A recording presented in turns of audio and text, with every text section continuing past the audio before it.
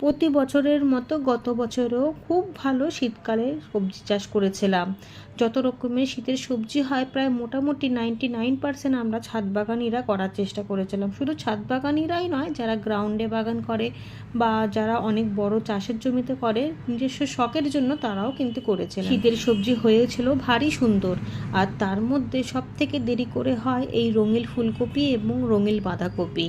শীতের একেবারে শেষের দিকে যেহেতু রেডি হয়, তাই এখনো পর্যন্ত এই রঙিন বাঁধাকপি আমার ছাদ বাগানে রয়েছে। কিছুদিন আগেই যখন আমরা বৃন্দাবন গিয়েছিলাম, তখনই ভেবেছিলাম যে কপিগুলো আরেকটু বড় হোক, বৃন্দাবন থেকে এসে কপিগুলোকে তুলবো। কারণ শীতকালীন সবজির মধ্যে বেশ কিছু গাছ এখনো যেহেতু ছাদ বাগানে রয়েছে, আর ইচ্ছা ছিল গোপাল সোনাদেরকে এনে নিজের ছাদ বাগানের সবজি খাওয়াবো না, তা তো হতে পারে না।